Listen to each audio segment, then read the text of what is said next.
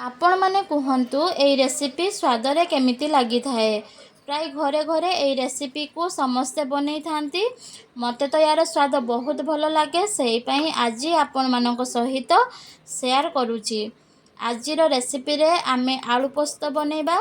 आलू पोस्त खाइबा को जेमिति सुस्वादु लागे बनेबा पई मध्य सहज और शीघ्र लागे। मात्र 15 मिनिट रे आलू पोस्त रेडी होई जिवो। नमस्कार ओडिया हांडीशाल रे आपण मानक पुणी थरे स्वागत। रेसिपी को स्टार्ट करने पूर्वर जदि चैनल के नुआ अछंती तेबे जल्दी चैनल को सब्सक्राइब करी पाखरे थिबा बेल आइकन को प्रेस करी ऑल बटन को सिलेक्ट करी नियंतु। तेबे चलंतु स्टार्ट करिबा आजिर रेसिपी। रेसिपी पाई एठारे 3 चामच पोस्त नहीं 5 मिनिट पर्यंत बतुरिबा को छाड़ी दबा।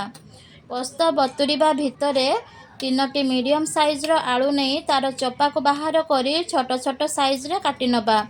आपण माने चाहिए आलूर साइज को बड़ मध्य रखि परिबे।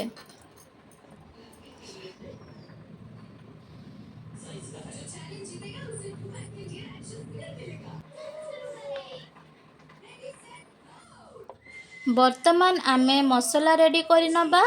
गोटे मिक्सी जार रे बतुरेई थिबा पोस्त सहित किछि रसुण और 2टी कंचा लंका देई बाटी नबा।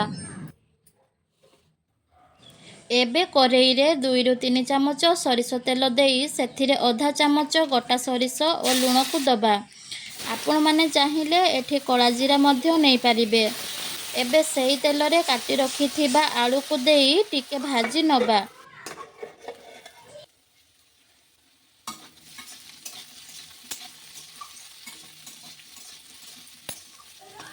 किछि समय परे आलूर कलर चेंज होई गले सेथिरे हळदी गुंड धनिया गुंड जीरा गुंड को देई आउ 5 मिनिट पर्यंत भाजी नबा। 5 मिनिट परे बाटी रखिथिबा पुस्तक को आलू रे देई आउ 2 रु 3 मिनिट पर्यंत भाजिला परे देखिबे आलू पोस्त रेडी होई जाइथिबो। आलू पोस्तर रेसिपी तो समस्ते जानिथिबे। जदि आजिर एई रेसिपी आपण माननकु भल लागि थाए वीडियो को लाइक कमेंट शेयर करबा को भूलिबे नाही। धन्यवाद।